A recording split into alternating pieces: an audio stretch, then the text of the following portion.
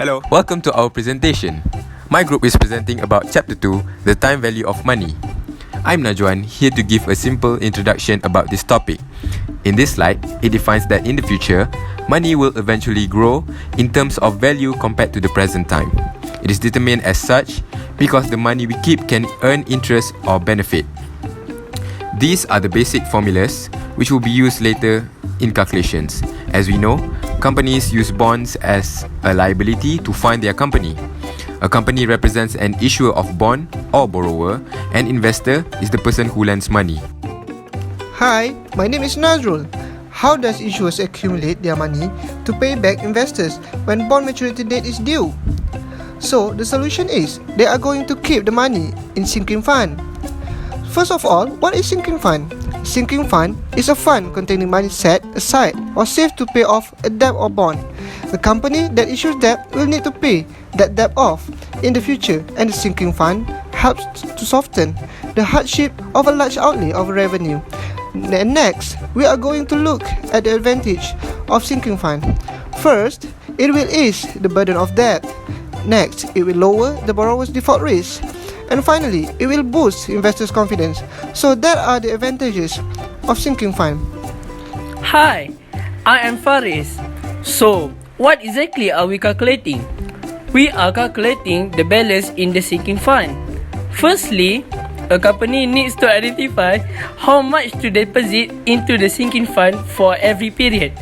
Then, identify a few factors that helps in the calculation.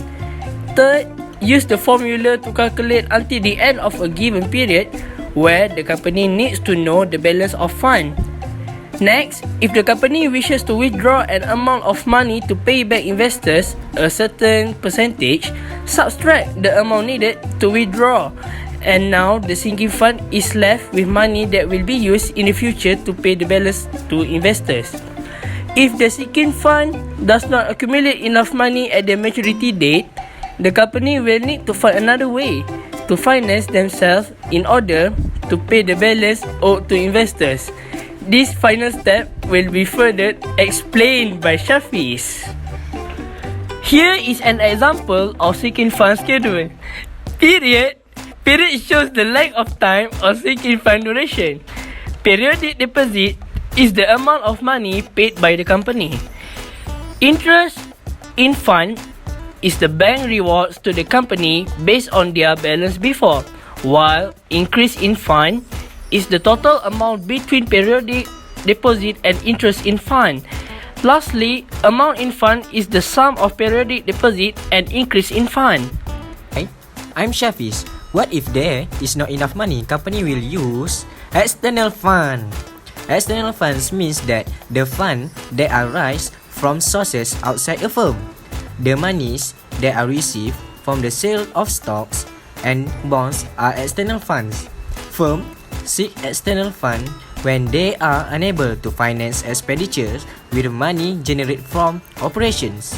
For example, retained earnings are an internal sources of finance, whereas bank loan is an external sources of finance. Let's do one past year question, December 2018.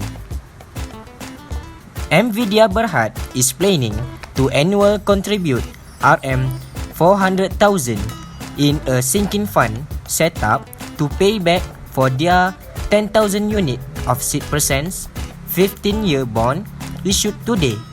This fund will be reinvested according to the following rates: 6% for the first 3 years, 7% for the next 4 years, 8% for the next 3 years, and 8.5% for the remaining years. Based on the information above, compute the 1.